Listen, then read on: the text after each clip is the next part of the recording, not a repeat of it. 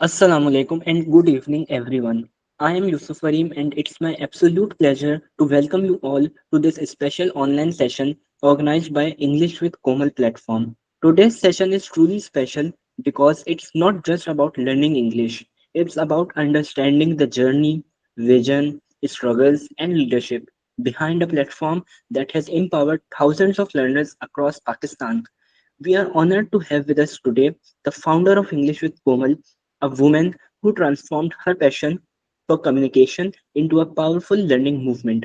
Saida Komal Rizvi is an educator, mentor, and content creator who has played a key role in making English learning accessible, confident, and practical, especially for women and young professionals.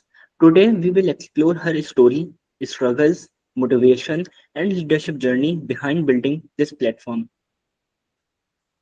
Komal, what was the main reason behind starting the English with Komal platform, and what gap did you feel needed to be addressed?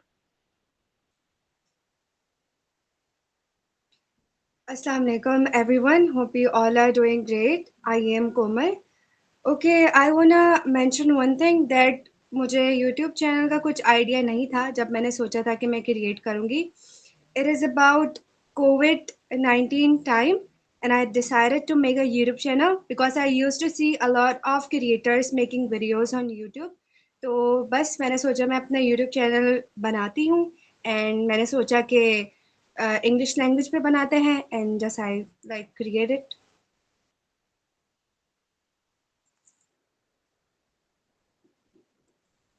Yes.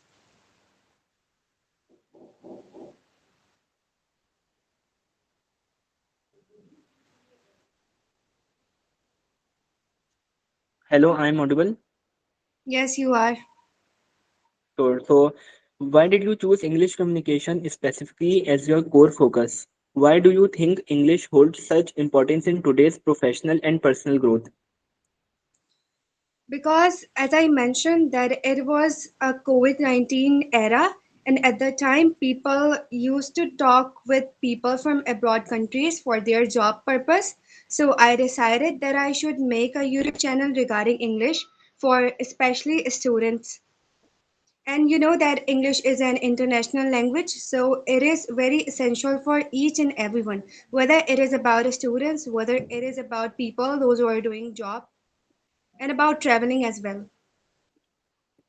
Sure. So, who was your biggest inspiration behind starting this journey? Was there a person, experience, or challenge that motivated you?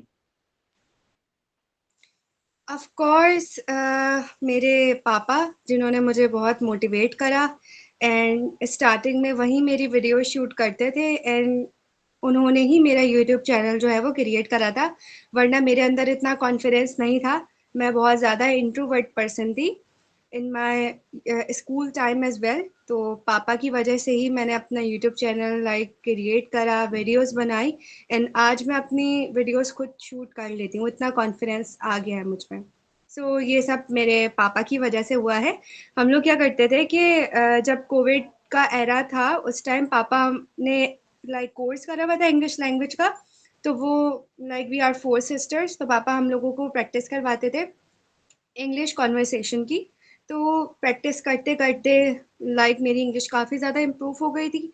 Then मैंने teaching भी करी. Like I have 6 years of experience as a teacher. तो आहिस्ता आहिस्ता करके ये चीज़ें मैंने सीखी एंड मेरा मोटिवेशन मेरे पापा है. सही। तो ये प्लेटफॉर्म आपने जब स्टार्ट लिया तो कोई प्रॉपर प्लानिंग ली या अचानक से इसको स्टार्ट किया? अच्छा, मैं कभी भी प्लानिंग करती नहीं हूँ यूजुअली. वैसे करती हूँ बट मैं उसको इम्प्लीमेंट ज़्यादा करती हूँ. लाइक बहुत ज़्यादा लोग ऐसे होते हैं जो कि सोचने में बहुत टाइम लगा देते हैं बट उस चीज़ को परफॉर्म नहीं करते. बट मेरे अंदर ऐसी चीज़ है कि मैं एक दिन में ही सोचती हूँ अब ये गलत है या सही है और मैं उसको इम्प्लीमेंट कर देती हूँ. मेरे दिमाग में आ रहा था कि बस एक प्लेटफॉर्म में इसको कन्वर्ट करते हैं और मैंने कर दिया.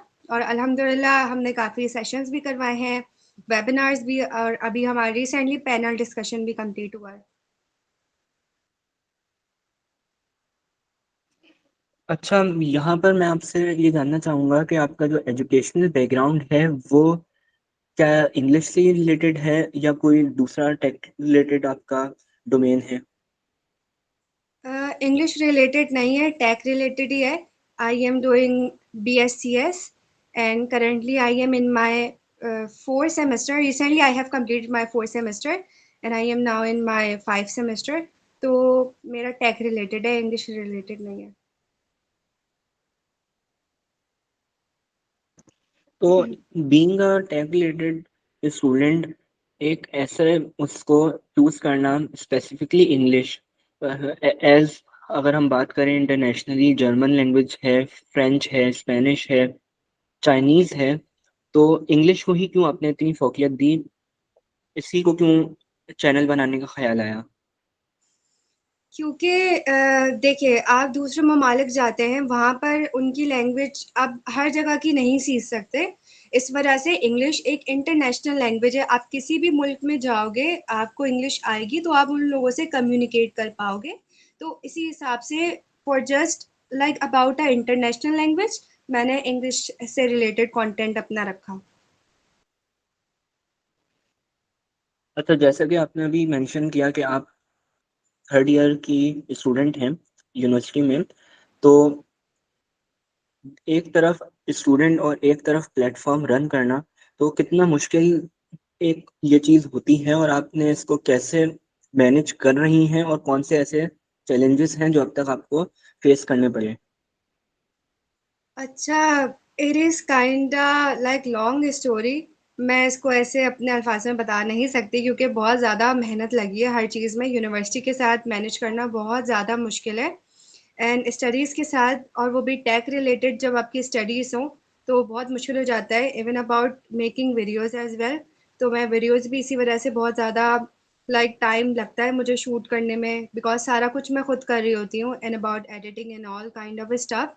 तो यूनिवर्सिटी के साथ बहुत ज़्यादा मुश्किल हो जाता है, और फिर जब से मैंने इसको एक प्लेटफॉर्म में कन्वर्ट करा है, तब बहुत ज़्यादा मुझे मुश्किलात पेश आती हैं, बट मैं कर लेती हूँ बिकॉज़ अभी मेहनत करूँगी तो आगे जाके इस चीज़ का फ़ायदा होगा, और बहुत ज़्यादा फ़ायदा होता भी है।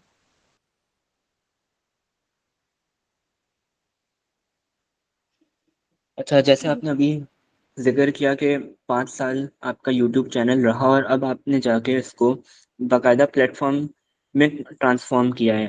तो ऐसी क्या चीज़ हुई, क्या थिंकिंग थी कि आपने 5 साल बाद ऐसा सोचा कि नहीं, अब मुझे इसको प्लेटफ़ॉर्म में कन्वर्ट करना चाहिए, सेशंस करने चाहिए, इंटर्नशिप प्रोवाइड करनी चाहिए?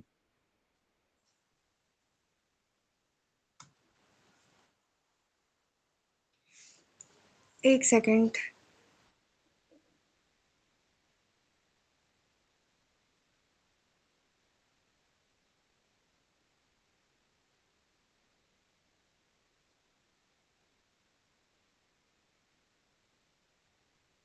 You are not audible. आप एक दफ़ा क्वेश्चन रिपीट कर सकते हैं? श्योर।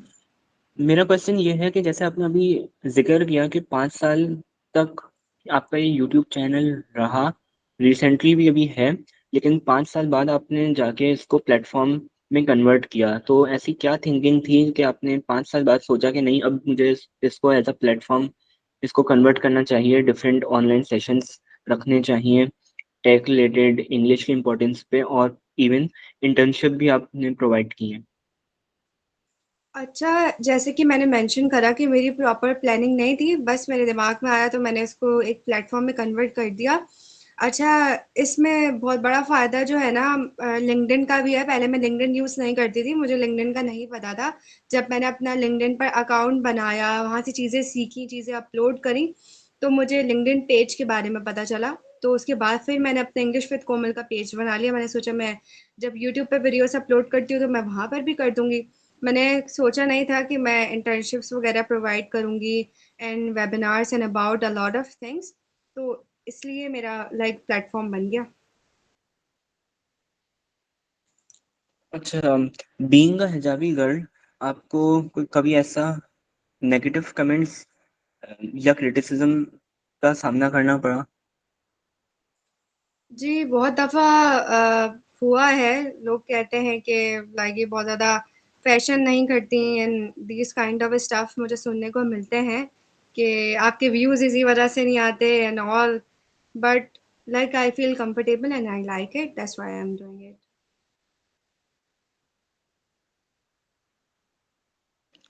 अच्छा, कभी ऐसा इत्तेफाक हुआ कि कभी आप पब्लिक गैदरिंग में गई हो और लोगों ने आपको पहचान लिया हो आपके प्लेटफॉर्म की वजह से, और अगर ऐसा हुआ तो फिर कैसा एक्सपीरियंस रहा? लोगों ने कैसे कमेंट्स किया आपके बारे में? अच्छा, ये हुआ है, बहुत दफ़ा हुआ है। इवन अबाउट मैं अम्मी के साथ भी कहीं जाती हूँ तो ये होता है, और मेरी यूनिवर्सिटी में भी काफ़ी स्टूडेंट्स ऐसी हैं मेरी जूनियर जो कि मुझे मेरे नेम से कोई नहीं जानता, मुझे यही बोलते हैं सब आप इंग्लिश विद कोमल है ना। तो मुझे बहुत खुशी होती है, भले से वो मेरे नाम से नहीं जानते एटलीस्ट इंग्लिश विद कोमल से जानते हैं। तो ये है कि काफ़ी अच्छा मेरा एक्सपीरियंस, लाइक मुझे बहुत खुशी होती है कि मेरे वर्क से मुझे लोग जानते हैं।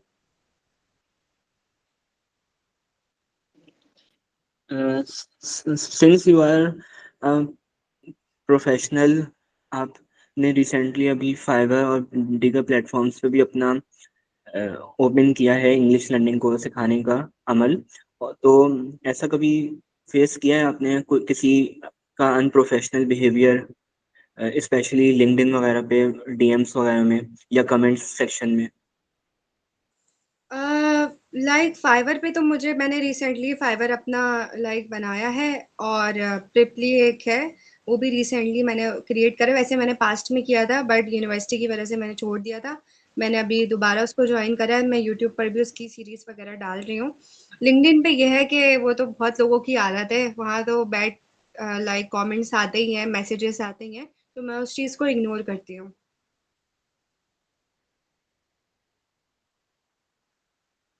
अच्छा, रिसेंटली अभी आपके यूट्यूब चैनल के साथ एक इशू आया था, तो वो एक्चुअली क्या इशू था? वो अगर आप उसको एक्सप्लेन करना चाहें। हाँ, वो मेरा जो यूट्यूब चैनल है वो हैक हो गया था। तो उस पे कुछ लाइक इररिलेवेंट वीडियोस किसी ने डाल दी थी जिसकी वजह से यूट्यूब ने लाइक चैनल मेरा डिलीट कर दिया था from YouTube. But from LinkedIn support मुझे मेरा लाइक चैनल वापस रिकवर हो गया था। अच्छा, क्या आपने उस टाइम आपके क्या एक्सप्रेशन थे? आपने, एक होता है कि 5 साल की मेहनत वो अचानक से बिल्कुल वैनिश हो गई, तो उस वक़्त आपके क्या एहसासात थे? क्या सोचा था आपने कि अगर हो गया तो ठीक है, नहीं हो गया तो मैं इसको दूसरा यूट्यूब चैनल बनाऊँगी, नहीं बनाऊँगी? कुछ प्लानिंग की थी उस टाइम पे? मैं बहुत ज़्यादा ही बिल्कुल ही हैंग हो गई थी, बिकॉज़ मैं रात सोई, सुबह उठी, देखा फ़ोन में ईमेल आई है कि यूट्यूब ने मेरा चैनल ही डिलीट कर दिया। तो और उस टाइम मेरे पेपर्स चल रहे थे यूनिवर्सिटी के, तो मैं बिल्कुल ही हैंग हो गई थी। पहले मैंने कहा पता नहीं क्या हो गया ये ऐसा कुछ। मैं बहुत ज़्यादा डीमोटिवेट हुई थी, मैं बहुत रोई थी लिटरली, बिकॉज़ मैंने बहुत मेहनत करी थी, और मैं स्टिल अभी प्रोसेसिंग में ही हूँ क्योंकि मेरा चैनल जो है वो अभी मोनेटाइज़ नहीं हुआ है। तो मैंने कहा यार अभी मेहनत करने से पहले ही बिल्कुल ही यूट्यूब लाइक चैनल ही रिमूव हो गया। बट ये है कि मैंने थोड़ा सब्र रखा, हिम्मत रखी कि नहीं इंशाल्लाह आ जाएगा। तो आ गया, बस रीस्टोर हो गया था, like with in 24 hours he restore हो गया था। चलें, ये तो बहुत ही अच्छी बात है। अच्छा, आपकी इस जर्नी में आपने इंग्लिश के हवाले से आप मुख्तलिफ वीडियोस, शॉर्ट वीडियोस एटसेट्रा आप करती रहती हैं। तो पाकिस्तानी ऑडियंस के लिहाज से आप क्या समझती हैं कि कौन-सा कंटेंट इंग्लिश लैंग्वेज के हवाले से सबसे ज़्यादा इम्पोर्टेंट रखता है, जिस पे व्यूज़ आते हैं, या उस पे काम नहीं किया गया, उस पे काम करने की ज़रूरत है? सबसे ज़्यादा जो है ना वो होती हैं एडवांस वोकैबलरीज। जब भी मैं उससे रिलेटेड वीडियो डालती हूँ तो उसके व्यूज़ भी काफ़ी होते हैं। मैं लाइक मेरी कोशिश ये रहती है कि मैं अपने चैनल पर बिगनर लेवल की भी वीडियो डालूँ, और जो स्टूडेंट्स की इंग्लिश इंटरमीडिएट लेवल की है वो भी देख सकें, and about advance as well. But जो एडवांस वोकैबलरी की मैं वीडियोस वगैरह डालती हूँ, तो उस चीज़ में बहुत व्यूज़ आते हैं। अच्छा, अभी आपने recently tech related panel discussion virtual schedule किया, तो उसका क्या रिस्पॉन्स आया ऑडियंस की तरफ से? क्योंकि 5 साल से आप मुस्तकिल इंग्लिश की इम्पोर्टेंस पे कर रही थी, फिर वो शिफ्ट हो गए बिल्कुल टेक विद इंटीग्रेटिंग इंग्लिश हो गया, तो ऑडियंस ने इसको सपोर्ट किया? कैसा रिस्पॉन्स मिला ऑडियंस से आपको? हाँ, ऑडियंस ने तो बहुत ज़्यादा सपोर्ट करा क्योंकि like as I mention that मेरा भी टेक रिलेटेड ही बैकग्राउंड है। तो मैंने सोचा कि ये चीज़ मेरे लिए भी फ़ायदेमंद रहेगी और लोगों के लिए भी रहेगी बिकॉज़ अब एआई के एरा में हर कोई आईटी से रिलेटेड ही जा रहा है आगे। तो मैंने सोचा कि इंग्लिश भी बहुत ज़्यादा इम्पोर्टेंट है एंड आईटी भी बहुत ज़्यादा इम्पोर्टेंट है, क्यों ना दोनों चीज़ों को मर्ज करा जाए। तो अब मैं इंशाल्लाह फ्यूचर में भी इसी टाइप्स की वीडियो डालूँगी कि जो कि आईटी रिलेटेड भी हो और इंग्लिश रिलेटेड भी हो। अच्छा, अगर हम पाकिस्तानी सोसाइटी में बात करें तो हम जो पाकिस्तानी वुमेन हैं वो इतनी एम्पावर नहीं हैं। तो आप पाकिस्तानी वुमेन के हवाले से क्या मैसेज देना चाहेंगी कि वो इस तरीके के इनिशिएटिव का पार्ट बने, डिफरेंट एंटरप्रेन्योर में कन्वर्ट हों? इसके लिए बस मैं एक ही चीज़ कहूँगी कि हिम्मत चाहिए होती है, क्योंकि स्टार्ट हर कोई करता है, उसको एंड तक ले जाना बहुत ज़्यादा मुश्किल होता है। कंसिस्टेंसी चाहिए होती है और हिम्मत चाहिए होती है बहुत ज़्यादा। क्योंकि स्टार्टिंग में मैं भी वीडियोस बनाती थी तो बहुत ज़्यादा मैं डिसहार्ट होती थी कि भाई मैं कर रही हूँ, बहुत सारे लोग कर रहे हैं, भाई मेरी वीडियोस पे ही क्यों व्यूज़ आएँगे या लोग मेरी वीडियोस ही क्यों देखेंगे? लाइक बट मैंने सोचा कि नहीं, करना चाहिए, अपने आप को यूनिक इंसान खुद बनाता है। तो मुझे खुद मेरे जैसे मैंने मेंशन करा, मेरे पापा ने मेरी बहुत हेल्प करी इस चीज़ में। तो मैंने कोशिश करी, हिम्मत नहीं हारी एंड अभी इतना है कि मैं कॉन्फिडेंट हूँ और आराम से लाइक पहले ऐसा होता था, जैसे मैं स्कूल लाइफ़ की अपनी बात करूँ तो मैं बहुत इंट्रोवर्ट थी। लिटरली मिस बोलती थी कि कौन रीडिंग करेगा, मैं डेस्क के नीचे छुप जाती थी।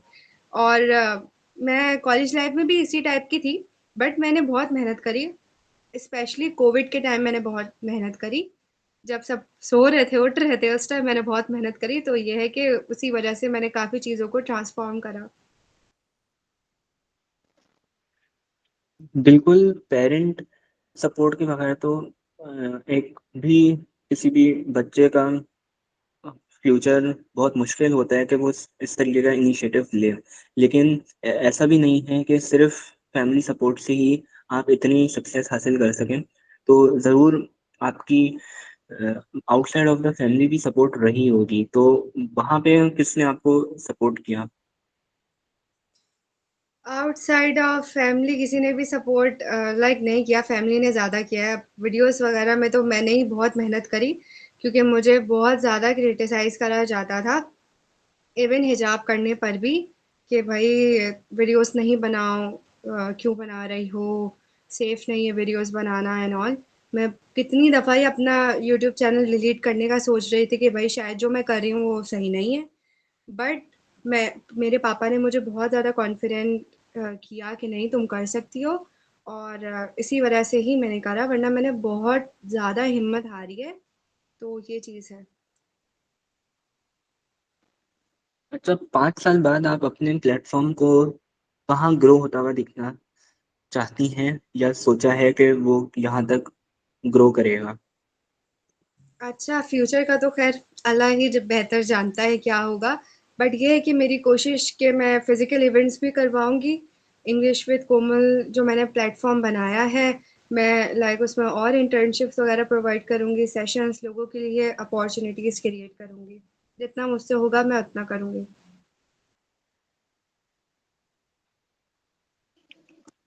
अच्छा, जैसा आपने ज़िक्र किया इंग्लिश लैंग्वेज पे आपने काफ़ी काम किया कोविड एरा के दौरान, तो इस दौरान कोई आपने इंग्लिश लैंग्वेज का कोई कोर्स किया? नहीं, मैंने आज तक कोई भी कोर्स नहीं करा। मैंने जैसा मेंशन करा, मेरे डैड जो हैं, उन्होंने कोर्स करा था, उन्होंने पढ़ाया भी है इंग्लिश लैंग्वेज, तो मैंने उन्हीं से ही सीखा था। और उसके बाद फिर मैंने टीचिंग स्टार्ट करी थी और टीचिंग एक्सपीरियंस मेरा काफ़ी अच्छा रहा और ख़तरनाक भी रहा, क्योंकि इंग्लिश लैंग्वेज में कोई एज नहीं होती है लिमिट। वहाँ पे हर एज के लोग थे, मुझसे बड़े भी थे, मुझसे छोटे भी थे। तो उनको पढ़ाया तो उससे मुझे बहुत ज़्यादा कॉन्फिडेंस आया और यूट्यूब वीडियो शूट करने में भी मुझे बहुत कॉन्फिडेंस आया। अच्छा, जैसा कि पाकिस्तानी सोसाइटी एग्जिस्ट करती है, हम उर्दू को इतना फोकस करते हैं, लेकिन हमारे जो बच्चे हैं वो ना तो उर्दू पे उनको अबूर हासिल है इतना, और ना ही इंग्लिश में। वो दोनों के दरमियान एक सैंडविच बने हुए हैं। तो इंग्लिश को आप जो है कैसे समझती हैं कि एक बच्चा जो है वो क्या बेबी स्टेप करे कि वो इंग्लिश को सीखे, और कितने डेज में एटलीस्ट वो सीख सकता है, और उसकी क्या हिकमत अमली होनी चाहिए कि वो इंग्लिश प्रॉपर उसको आ जाए? देखिए बहुत सारे तरीके हैं जहाँ से आप इंग्लिश को लाइक सीख सकते हैं। आप आजकल सबसे ज़्यादा तो एक चीज़ जो कॉमन है वो है कंटेंट क्रिएशन। आप अपनी लाइक प्राइवेटली वीडियो बना सकते हैं जो कि आप खुद सुने, जिसमें आप अपनी व्लॉगिंग करें, इंग्लिश में बात करें एंड उसको सुने। और आपको अगर लगता है आपके फ्रेंड्स ऐसे हैं जो आपसे कॉन्वर्सेशन कर सके, आप उनके साथ कॉन्वर्सेशन करें। And not is just about this thing, you can talk with yourself in front of mirror as well. बहुत सारे तरीके हैं इंग्लिश सीखने के। अब तो एआई टूल्स भी आ गए हैं बहुत सारे, तो आप आराम से प्रैक्टिस कर सकते हैं। जस्ट आपको करना है, स्टार्ट करना ही सबसे मुश्किल होता है, वो स्टार्ट करें तो हो जाएगा सारा कुछ। अच्छा, हम बीइंग अ यूनिवर्सिटी स्टूडेंट, हमें डिफरेंट प्रेजेंटेशन देनी पड़ती हैं। तो इंग्लिश कम्युनिकेशन का कितना ज़्यादा एडवांटेज आपको मिला अपनी प्रेजेंटेशन और दीगर यूनिवर्सिटी स्टफ में? बहुत ज़्यादा मिला, क्योंकि जब मैंने जैसे बताया कि मुझे टीचिंग एक्सपीरियंस भी है, तो वहाँ कोई एज लिमिट नहीं थी। हर उम्र के लोग वहाँ थे मौजूद और मैंने उनको पढ़ाया, तो मैंने उस चीज़ से बहुत ज़्यादा सीखा। और जब मैं यूनिवर्सिटी प्रेजेंटेशन भी देती हूँ ना अभी भी, तो मुझे ऐसा लग रहा होता है सारे मेरे स्टूडेंट्स हैं और मैं आराम से उनसे कॉन्वर्सेशन कर सकती हूँ विदाउट डूइंग एनी प्रैक्टिस और विदाउट एनी हेजिटेशन, क्योंकि मैं अपनी यूनिवर्सिटी में भी गर्ल्स को देख रही होती हूँ प्रेजेंटेशन के नाम पे बिल्कुल ही सुन हो जाता है कि भाई अभी प्रेजेंटेशन करनी पड़ेगी, जबकि प्रेजेंटेशन इंग्लिश भी नहीं होती, उर्दू में करनी होती है। It is like depending on yourself, but उसके बावजूद भी लोग बहुत ज़्यादा परेशान हो जाते हैं। तो मेरा ये स्टफ है कि एक्सपीरियंस की वजह से अब मुझे वो हेजिटेशन वाला जो स्टफ है वो फील नहीं होता और मैं आराम से कॉन्वर्सेशन कर सकती हूँ और प्रेजेंटेशन भी दे देती हूँ। जी बिल्कुल, ये चीज़ें मैंने खुद भी एज अ फेस की हैं। और लेकिन जब आपको कम्युनिकेशन पे अबूर हासिल हो गया, मेन जो मेरी इमेजिनेशन है वो यही है कि जब आपको कम्युनिकेशन स्ट्रांग आपकी होती है तो आपको खुद ही कॉन्फिडेंस मिलता है और आप फिर बोल सकते हो। आहिस्ता आहिस्ता करके होता है, लेकिन आपको कॉन्फिडेंस आना शुरू हो जाता है। तो जब आपको ये सब इंग्लिश कम्युनिकेशन वगैरह पे इतनी अबूर नहीं था, तो उससे पहले की पब्लिक गैदरिंग में आपकी कम्युनिकेशन और उसके बाद की प्रेजेंटेशन में कितना फ़र्क आया? बहुत ज़्यादा आया, मैं तो लोगों से बात ही नहीं करती थी, जैसे कि मैंने मेंशन करा मैं बहुत इंट्रोवर्ट थी, इसी वजह से मेरे स्कूल लाइफ से बहुत लाइक ना होने के बराबर दोस्त हैं। तो मैं किसी से बात ही नहीं करती थी, बहुत ज़्यादा मुझ में कॉन्फिडेंस था ही नहीं बिल्कुल ही। रीडिंग के नाम पर मैं डेस्क के नीचे छुप जाती थी, सबसे पीछे बैठा करती थी। दूसरा वाला बैक बेंचर नहीं, वो जो खतरनाक हरकतें करते हैं, डर वाला बैक बेंचर थी मैं। तो बट अब कॉन्फिडेंस आ गया, तो ये है कि अब कर लेती हूँ चीज़ें। अच्छा, अगर किसी स्टूडेंट को प्रेजेंटेशन देनी है बाय फोर्स ही, क्योंकि मार्क्स वगैरह का इशू होता है और उसको देनी पड़ जाए, तो वो कौन से ऐसे स्टेप्स हैं जिसको वो करे और उसकी प्रेजेंटेशन भी अच्छी हो जाए और वो प्रेजेंटेशन दे भी पाए? अच्छा, सबसे पहली चीज़ तो ये है कि कोई भी चीज़ याद करके नहीं जानी, क्योंकि यूजुअली स्टूडेंट्स वहाँ मिस्टेक करते हैं कि वो याद करके, मैं भी अपनी क्लास में देख रही होती हूँ, गर्ल्स रट्टा लगा रही होती हैं कि हमें ये बोलना है और जब सामने बोलने की बारी आती है तो वो बिल्कुल ही भूल जाती हैं सारी चीज़ें। आप छोटे-छोटे पॉइंट्स को रिमाइंडर करें, जो समझा हुआ है ना, जैसे कोई भी टॉपिक मैं ले लेती हूँ, फॉर एग्जांपल अबाउट गार्डन, तो मैं चीज़ों को इमेजिनेशन में लाऊं, इमेजिन करूं और खुद से पॉइंट्स बना के बोलूं। वेदर कि मैं रट्टा लगा रही हूँ बिल्कुल ही, तो वो बहुत ज़्यादा बुरी चीज़ है।